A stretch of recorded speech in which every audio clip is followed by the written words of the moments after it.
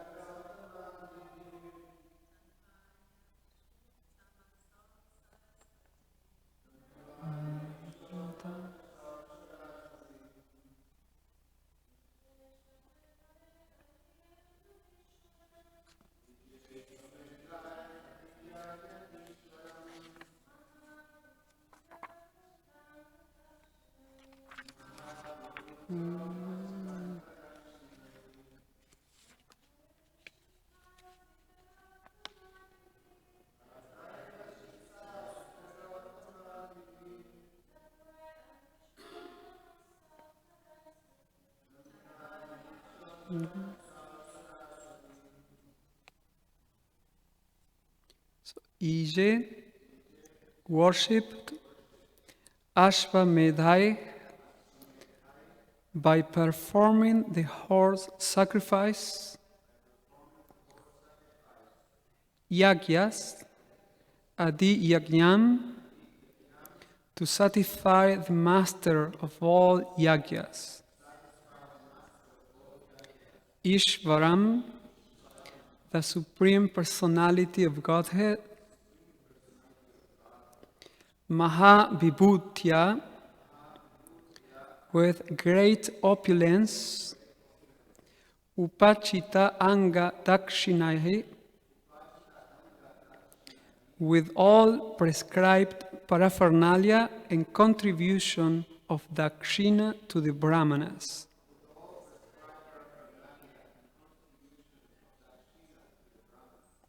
Tatai executed Vasishta Asita Gautama Atibihi. By such Brahmanas as Vasishta, Asita, and Gautama, Dhambani, in the desert, Abhisrotam, inundated by the water of the river. Asau, Maharaj Ambarish, Sarasvatin, on the bank of the Sarasvati. Translation and purport by His Divine Grace A.C. Bhaktivedanta Swami Prabhupada. In desert countries, where there flowed the river Sarasvati, Maharaj Ambarisha performed great sacrifices like the Ashvamedha Yagya, and thus satisfied the master of all yagyas, the Supreme Personality of Godhead. Such sacrifices were performed with great opulence and suitable paraphernalia, and with contribution of dakshina to the brahmanas, who were supervised by great personalities like Vasishta, Asita, and Gautama, representing the king, the performer of the sacrifices. Purport: when one performs ritualistic sacrifices as prescribed in the Vedas, one needs expert brahmanas known as Yagnika brahmanas. In Kali Yuga, however, there is a scarcity of such brahmanas. Therefore, in Kali Yuga, the sacrifice recommended in Shastra is Sankirtan Yagya. Yagya Sankirtana Prayar Yajantihi Sumedasaha. Instead of spending money unnecessarily on performing yagyas impossible to perform in this age of Kali because of the scarcity of Yagika brahmanas, one who is intelligent performs Sankirtan Yagya. Without properly performed yagyas to satisfy the Supreme Personality of Godhead, there will be a scarcity of rain. Yagyat bhavati parjanyah. Therefore, the performance of yagya is essential. Without yagya, there will be a scarcity of rain, and because of this scarcity, no food grains will be produced, and there will be famines. It is the duty of the king, therefore, to perform different types of yagyas, such as the Ashvamedha Yagya, to maintain the production of food grains. Anat bhavanti bhutani, without food grains, both men and animals will starve. Therefore, yagya is necessary for the state to perform, because by yagya, the people in general will be fed sumptuously. The brahmanas and yagika priests should be sufficiently paid for their expert service. This payment is called dakshina. Ambarisha Maharaj, as a head of the state, performed all these yagyas through great personalities like Vasishta, Gautama, and Asita. Personally, however, he was engaged in devotional service, as mentioned before. Savai Mana Krishna Padaravindayo. The king or head of a state must see that things go on well under proper guidance, and he must be an ideal devotee, as exemplified by Maharaj Ambarisha. It is the duty of the king to see that food grains are produced even in desert countries. What to speak of elsewhere?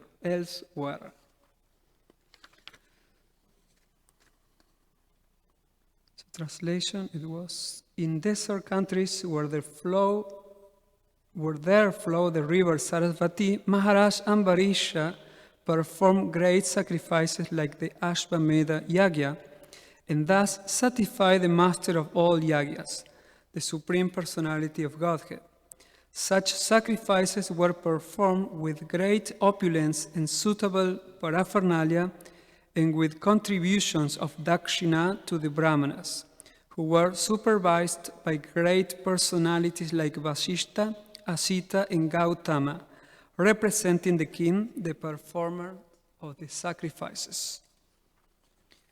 Om Ajnanatimirandasya Jnananjana Shlakaya Chakshuru Militam Yena Tasmai Shri Gurave Namaha Mukam Karoti Vachalam Pangulangayate Girim Yat Kripatamaham Bande Shri Gurum Dinataranam Nama Om Vishnu Padaya Krishna Prestaya Bhutale Srimate Bhakti Vedanta Swaminiti Namine Namaste Sarasvati Devi Gauravani Pracharine Nirvishesha Shunjavadi Paschathyade Shatarine Vanchakalpatarubhyascha Kripa Sindhubhya Evacha Patitanam Pavanevyo Vaishnavevyo Namo Namaha Jai Shri Krishna Chaitanya Prabhu Nityananda Shri Advaita Gadadhara Shri Vasadi Gaura Bhakta Vrinda Hare Krishna Krishna Krishna Hare Hare Hare Rama Rama Rama Hare Hare.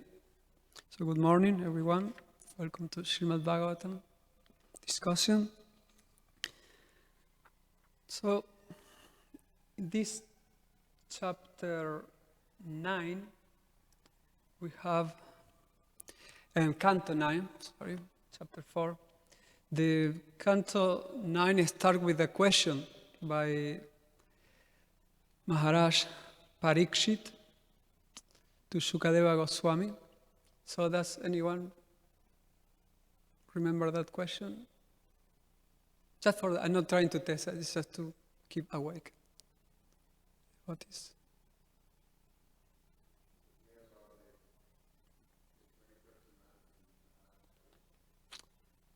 Yes, he wanted to hear from the descendants of Vaisvatamanu in detail, all the kings, including Ambarish Maharaj. Therefore, in this chapter, it will be described. It's been described the main activities of Ambarisha Maharaj.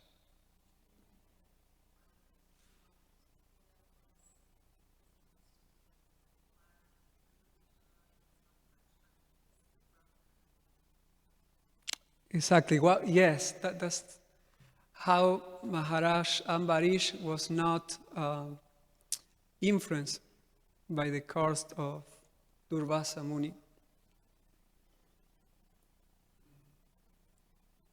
So in this, I'm not going to discuss the past time because there will be next verses. So I will try to focus only in this verse. And we can see that Maharaj Ambarisha, although he was performing all kinds of Vedic sacrifices that are, most of them probably were taken from the Karma Kanda section. So one may wonder why the previous verse is describing, the previous verses describe Maharaj Ambarish as a pure devotee, how he was engaging all his senses in the service of Krishna. It's a famous verse, no? Vachamsi Vaikunta Gunanu Varnane, how his words were describing the Lord, and his karau, hands la karatala, his hands were engaged in Mandira Marjana, cleaning the temple of the Lord. So in this way, it is described how Ambarisha Maharaj, in spite of being a king, he was finding time to engage in service of the Lord, in the mood of Amna Atma Nivedanam, engaging everything for the Lord. At the same time, he's performing these sacrifices. For instance, we have Ashvamedha Yagyas, which are very, very expensive. There are, in Kali Yuga, these Ashvamedha Yagyas are completely forbidden. No, sacrifices of cows, horses, even taking sannyas in the Mayavadis is forbidden. And even if we're allowed, the sacrifice will be a failure, because Srila Prabhupada explained that there is not qualified brahmanas in terms of knowing capable of pronouncing the proper mantras in a way that the animal that is being sacrificed will recover the life. They used to use all animals, and then after the sacrifice, the animal will obtain a young body. And this use of animals was to test the sacrifice. The sacrifice was being performed correctly. So these Yajnika Brahmanas, they are similar to the Smarta Brahmanas who are nowadays, but it's like a cheap version, because these Brahmanas were really expert and they were successful. But Srila Prabhupada was sometimes criticized by a group of Smarta Brahmanas for not being very ritualistic and don't introduce in ISKCON all the rituals of the Vedas. And therefore he was criticized as someone who was spoiling the Vedic culture. To such extent that when Srila Prabhupada was about to install the deities of Krishna Balaram in Raman Reti in Vrindavan, Prabhupada saw himself in the situation that having to hire brahmanas just to keep peace in Vrindavan with these brahmanas, because otherwise he will do the installation with his own devotees coming from different countries, from America, in which these Smarta Brahmanas even don't accept that you can take Brahmana initiation if you are not born in India. And so Srila Prabhupada would have conducted the ceremony without these brahmanas from Vrindavan, Prabhupada said that nobody will accept the initiation. Actually, there is a purport in the Srimad Bhagavatam in which Srila Prabhupada explains. This is in the 6th canto. I have it here.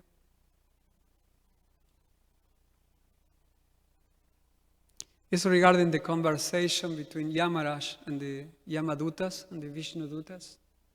And Yamaraj is glorifying the chanting of the holy name as the essence of all principles of religion.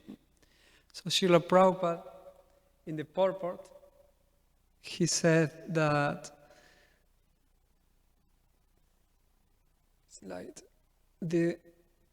Prabhupada is explaining he quotes the verse from Bhagavad Gita, no Vedaischa sarvair aham eva vedyo, how the purpose of the Vedas is to know the Krishna himself, because he is the compiler of the Vedas and he knows the purpose of the Veda, which is to surrender to him.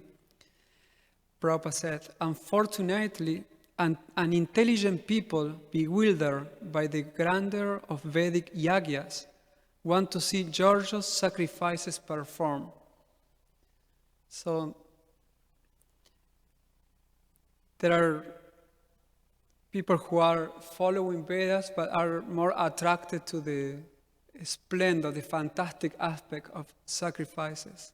Like yesterday I was doing arati, and then after that one gentleman came and he told me that he wanted to do a puja for his car. So it was a new car, and I told him that we don't do that. So I heard from authority, and I say, but we can chant Hare Krishna if you want, just. And he said, no, I want a coconut. So I say, I'm sorry, I apologize to him. But so there are and I also remember I say to him because I remember Jay Jagannath when he met Himanshu for the first time, which is now Hari Shyam. He came to the temple for the first time because he wanted to do a Kar Puja for his mother. Asked him, go to the Hare Krishna temple and they will do a Kar Puja. So Jaya Prabhu, he smashed Himanshu at that time, and he told him that this is not the way. The way you can do the Kar Puja, you come to temple every day with the car, use it for Krishna service. And actually what Himanshu started doing, he started coming to the temple every day, and he became now Harishyam. And so it's all the same, but I don't think it had the same effect. But actually that's the way, if you want to, that's the essence. It's the Holy Nana using things for Krishna. It's not the ritualistic aspect. How do you use? Even the ceremony of initiation is not the essence of initiation. Initiation is a process which takes place from the first time that you receive knowledge from the spiritual master, and it's a process that goes after the ceremony of initiation. And so once Srila Prabhupada even gave initiation to Nrsimhananda Prabhu, who at that time he was a bhakta, a young boy, who he couldn't live in the temple anymore because his parents were requesting him, and he was underage. And so Srila Prabhupada said, okay, you can go to your home. And this boy, he was afraid of his father because his father didn't want him to be a devotee. He said, so Srila Prabhupada gave him the name of Nrsimhananda. That way you will be spiritually protected. And that was initiation. He said, now I give you the name Nrsimhananda. So there was not any ceremony of initiation. And Bhaktitirtha Swami also gave initiation to the Mahajan Prabhu. He was the leader, Sankirtan leader in our all Brahmachari party. And he was initiated in a forest by Bhaktitirtha Swami. They were just walking, and Bhaktitirtha Swami said, okay, I'll give you the initiation. And said that later on you can go to, if there is a ceremony, you can enter in the fire. But so the rituals are not the essence. And so why Maharaj Ambarish is doing all these rituals? It's the same that what Srila Prabhupada is doing, because people are attracted to all these yagyas. They have more faith. And Srila Prabhupada continues in his purport. They want Vedic mantras chanted and huge amounts of money spent for such ceremonies. So otherwise it won't be enough. And so sometimes we have to observe the Vedic ritualistic ceremonies to please such an intelligent man. Recently, when we established a large Krishna Balaram temple in Vrindavan, we were obliged to have Vedic ceremonies enacted by Brahmanas because the inhabitants of Vrindavan, especially the Smarta Brahmanas, would not accept Europeans and Americans as bona fide Brahmanas. Thus, we had to engage Brahmanas to perform costly yagyas. In spite of these yagyas, the members of our society perform Sankirtan loudly with mridangas, and I consider the Sankirtan more important than the Vedic ritualistic ceremonies. Both the ceremonies and the Sankirtan were going on simultaneously. The ceremonies were meant for persons interested in Vedic rituals for elevation to heavenly planets. Chadi Krita Matir Madhu Pushpitayam. Whereas the Sankirtan was meant for pure devotees interested in pleasing the Supreme Personality of Godhead. So Srila Prabhupada said, we would simply have performed Sankirtan, but then the inhabitants of Vrindavan would not have taken the installation ceremony seriously. So in nowadays in South America, there are Agnihotra yagyas, very popular there. And sometimes the request is they know that somebody is into like yoga, Vaishnavism, they want you to do like Agnihotras. And so there is nothing happening in those yagyas because there's not qualified brahmanas. And there is no chanting of the holy name, nothing.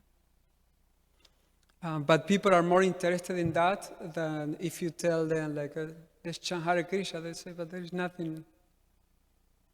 I want to see something, like some fire or anything.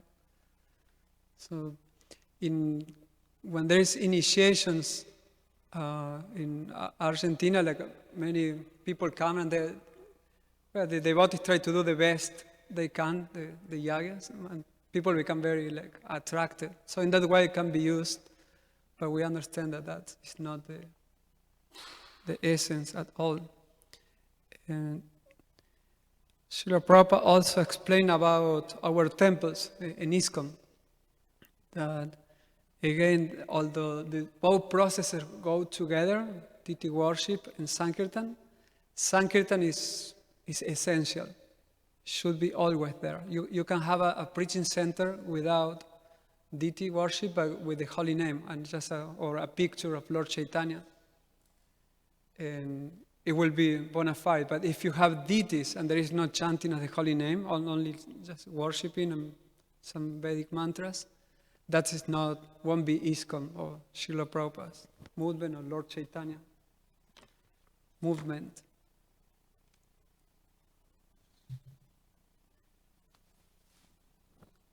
So the verse that Srila Prabhupada is paraphrasing and also quoting in this verse is a verse which is in Srimad Bhagavatam, and explain that in this age of Kali, Krishna Varnam Tuisha Krishnam, so the personality who is always chanting the holy name of Krishna, the avatar for this age, Lord Chaitanya, who is describing Krishna Varnam, Krishna, and who is not Krishna Tuisha, who is not blackish, but is golden. And he's always chanting the holy names with his associates. And he said, Yajanti hisu medasaha, an only intelligent person will follow his prescription of chanting the holy name. Therefore, Srila Prabhupada is saying an intelligent person who are more attracted to the ritualistic ceremonies. And he was doing the ceremonies of Krishna Balaram Mandir for the unintelligent brahmanas, and he was considering the devotees, even though they didn't know mantras, they didn't study all the Vedas, maybe they knew the Upanishad, few mantras from Bhagavad Gita, but Prabhupada was considering them the most intelligence than this brahmana who can recite the Durga prayers, so many prayers are in the Vedas, and they can speak logic, nyaya, discuss philosophy. The Prabhupada, based on this verse, he was considering the devotees more intelligent because they are doing the proper yagya for this age. Once I was distributing books in Argentina, and I was about to cross the streets, and I started hearing Vedic mantras in my ear, with perfect pronunciation. And I look and I have one man here chanting mantra, and so this guy, he finished. It was like 3 minutes chanting. I just stayed there. I was thinking, okay, that's Krishna's arrangement. And so after that, he said, this is the prayer of Arjuna to Mother Durga before the battlefield of Kurukshetra, and he left. He said, this is my offering to you. He said, like a gift. So there are many persons who may not they are not interested in chanting Hare Krishna, because then I told him, like, you come to temple. He said, yeah, I know, and then he left. But they are interested in learning Vedic mantras with the proper rhythm, many things, but chanting the holy name for them is very simple. It's too boring, because the holy name can be chanted in any metric. So just a meditation of chanting it looks so simple.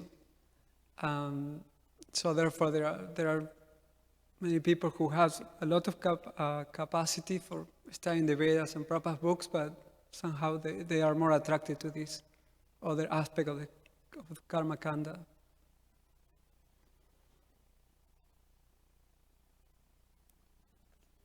So another point here is that Ambarish Maharaj, he was engaged in devotional service, although externally he was doing all these sacrifices, because he was a leader of Vaishnava, and he's trying to accommodate all people, and also he was trying to serve in all levels his people. For instance, it described that he was trying to bring water in the desert, and which means that something very difficult. Now we have California; they are spending like $1 million every year in different solutions to bring water. Sometimes they clean the ocean water from the salt. They're very expensive methodology to bring drinking water. But Prabhupada is giving a more simple solution. Again, because it's so simple, it doesn't look sophisticated. People don't pay attention. So but Prabhupada said you can, if you do Sankirtan Yagya, you will have rain. If there is rain, there will be water and grains. Then we have grains, enough food. And rain comes from yagyas, and yagyas come from prescribed duties, and prescribed duties come from the Vedas, and the Vedas come from Krishna. So there is a whole process already given, and so the sophisticated society has so many arrangements, but it's missing one point. So we have so many good intentions to help people. We have social scientists trying to bring solution, and people from the hard sciences trying to also bring solution, but they are missing this simple point, worshiping the Lord. Because finally, we don't, as human beings, we are powerless. If there is no rain, no matter what you do, there is no life in the place. So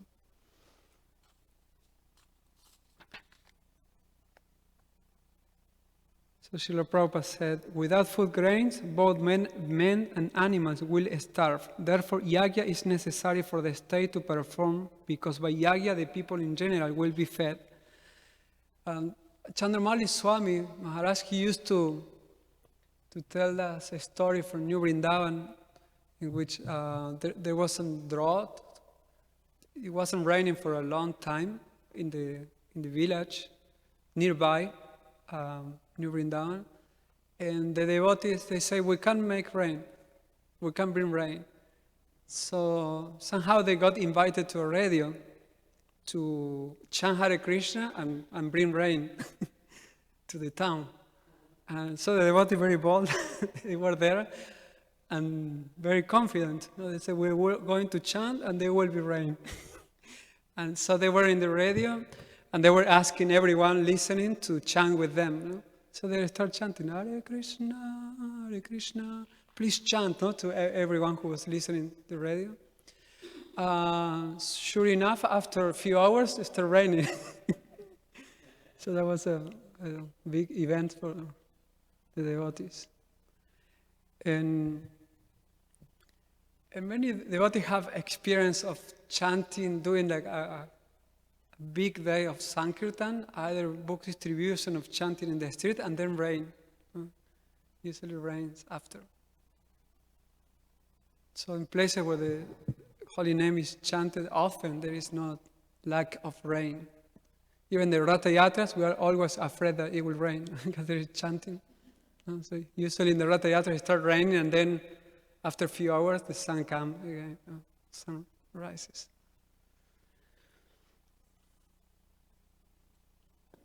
Okay, I think I will stop here. And so if there are any comments? If there is no comment, I will continue for 10 minutes.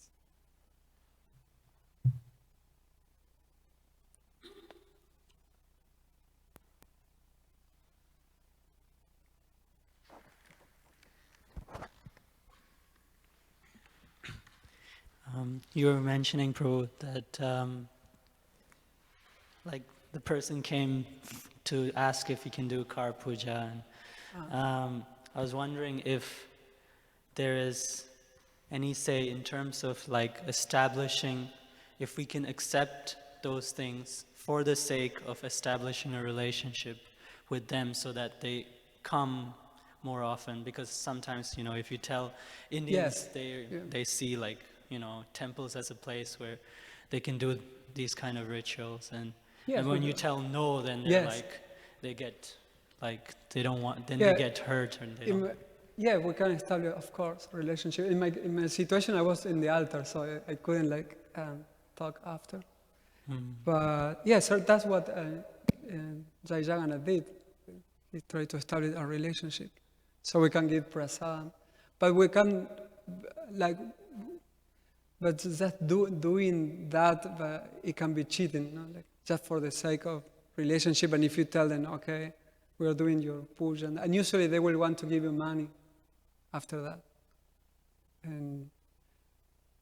But I don't know. I'm not qualified to answer because I don't know the culture itself. I remember that, and the way I learned Krishna consciousness, it was like this. But coming from India, it's very common that. So we have to be very sensitive, perhaps. Actually, after I say that, I was feeling like, oh, maybe I offended the person, but it was the first thing that came up from my mouth when he asked me. Yeah, I didn't mean to say specifically in your case, but just general. No, but yes, you have to be. The idea is to engage everyone, and this is very innocent. They just want to do Karpuja. But they should know also that we are not. This is a place for pure devotional service, and many people can understand that, and they are welcome, and there are many. They can invite devotees to their house. Things. Yeah, my question is, where is the car puja mentioned in the Vedic maybe Ratha Puja. Vedic ritualistic portion? Because it must have been only within the past 200 years. Yes, I haven't. Where does this idea come from? Why is it that Indian people, is it they worship the car, or they want Brahmins to protect the vehicle? I think it's for protection. Because I was in Vrindavan also, and they're doing car pujas there. Yeah. Oh. Now, when you get a vehicle in India, you might require some special protection because the way people drive over there. I know in India, basically, instead of the seat belts, they just chant the Nrsimha prayer. That's their form of the seat belt. Therefore, when you go in a car, it's very immediately. For Westerners, sometime long trip. But anyway, do you know about the car puja? I don't know if there's any reference, but I think they use like auspicious symbols and auspicious items, so that's invoking. And the main item is Nrsimhadev prayers. Like they will incorporate all these things that looks fancy, but for the people. But then the main thing is, they chant the Hare Krishna mantra, and then they take the devotees for a ride in the cart as first. So it's like service. Yeah. Yes.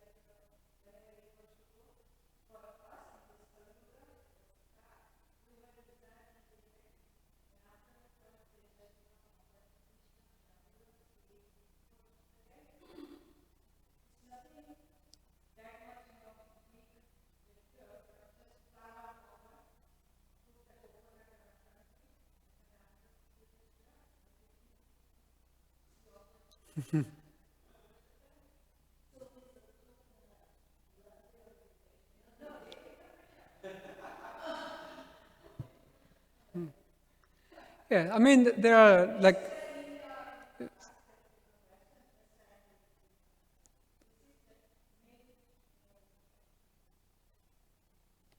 It says Yad thank you, Karoshi. Mataji, for sharing. Yad Karoshi Yarajnashi Yajidrohasi Dasi.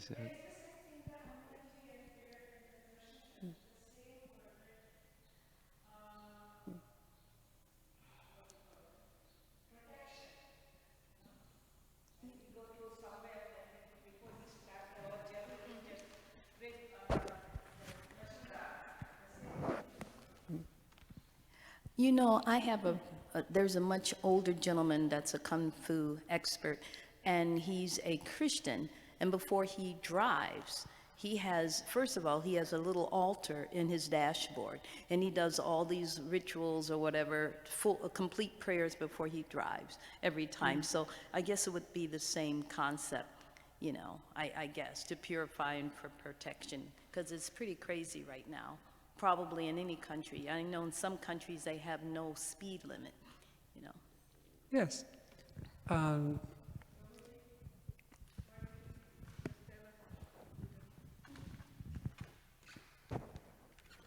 No, I was just going to just experience that I had living also in the temple in New Jersey, that there was a lot of, at one point, so many rituals that became part of the regular program. And a very stark example was, and they were very nice sort of traditional rituals of Vaishnavas. There was one that was Tulsi Viva, the marriage of Tulsi Maharani Shalagram. and Shalagram Shila. And it became a year celebration, part of the program of the temple. And then the celebration became this, that there was a sponsor couple, elder, one of the congregation members will sponsor the yagya, and then there will be a marriage yagya, and the sponsored yagyas, the sponsored congregation members will be sitting in the yagya like they're getting married. And, so it was something part like that that were sort of representing Tulsi Maharani and Lord Vishnu. There was the Tulsi Maharani plan, and there was a later Murti of Krishna. So, and it became, a very, one of the most popular programs or yearly, celebrations in the temple in Tobacco, until my spiritual master became the GBC. And he put a stop to it.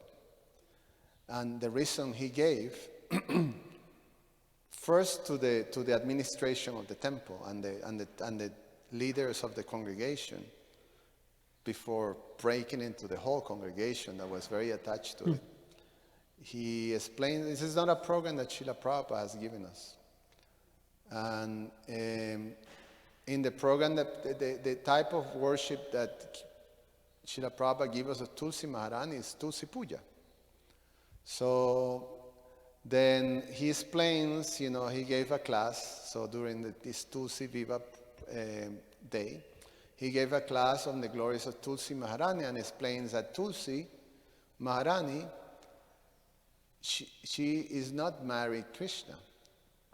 Of course, there's a past tense on her marrying Lord Vishnu, but in terms of Krishna, in Vrindavan, she doesn't. And so he explained, he gave, according to the Bhagavatam and the teachings of our Vaishnava Acharyas. And then he said, the way we're going to celebrate it is we're going to do Tulsi Puja. So he have everybody doing Tulsi Puja, but, the first year, some people were like quite brokenhearted. They were like, but very soon, many of these, there was a whole series of one that His Holiness Ramappa Swami stopped, because it was not part of the regular festivals that Prabhupada has given us. So, that was one experience that I had in terms of rituals. Yeah, that's the mood and mission of Srila Prabhupada, make a distinctive institution. Hare Krishna. Thank you for the class, Prabhu. All these rituals and ceremonies, they made me think of the verse, Sarvadharman Paridyaja. Just abandon all varieties of religion and just surrender unto me. I shall deliver you from sinful reactions. Do not fear. Yeah.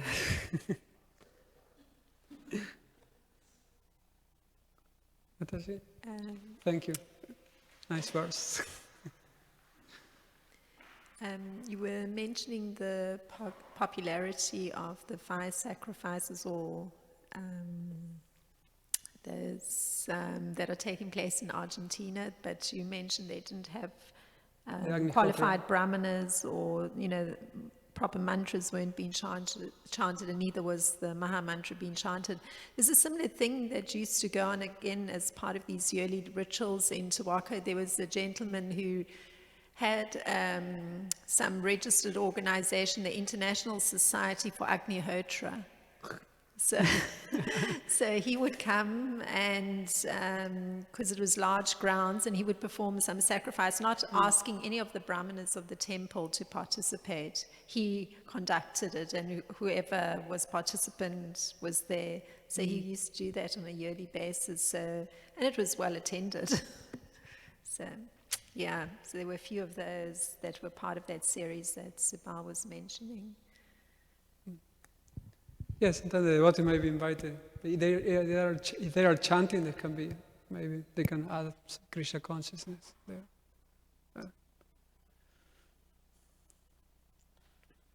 Someone else? Thanks. I was just going to recount that incident with Harisham,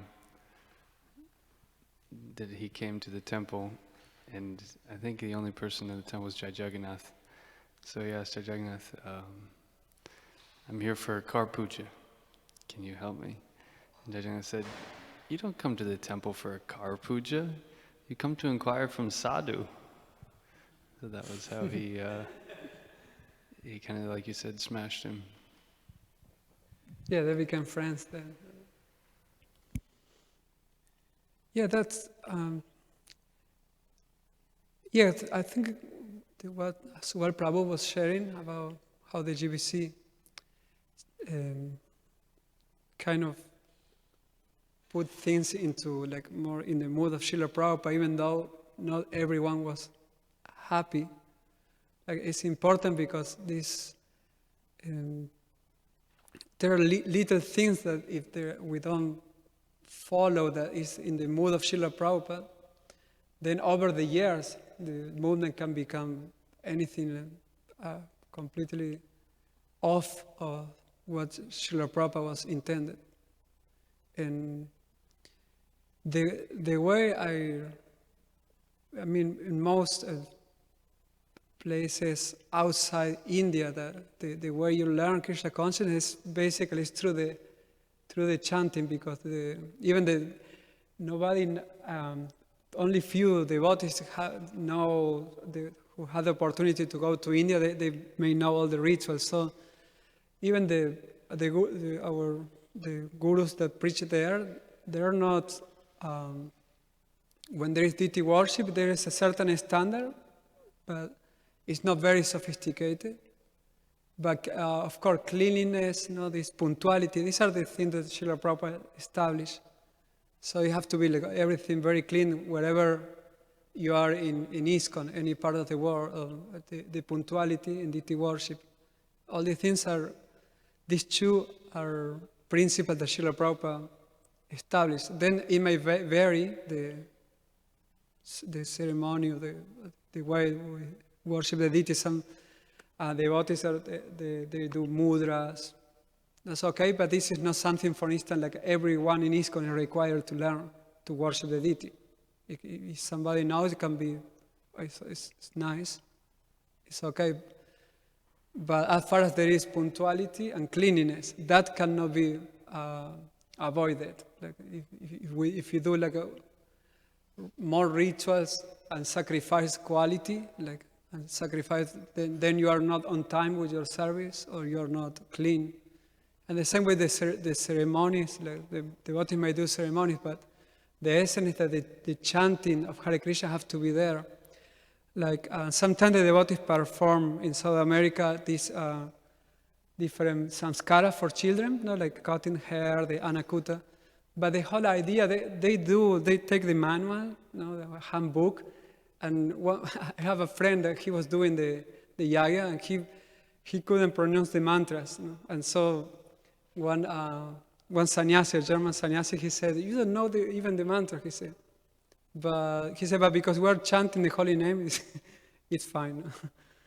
And because the idea is to, at least the essence why the devotees do this and samskaras in South America, it's not much about like the ritual, but it's just to give a sense of community. Like the child is born, and then there is a community of devotees who are there in important moments and chanting the holy name, so they will remember that. But there is not much faith in the ritual itself, because if we don't do this ritual, something bad will happen to my son. The idea is just to give that sense of community, Vaishnava, that they care about their children, and the holy name will protect them from everything.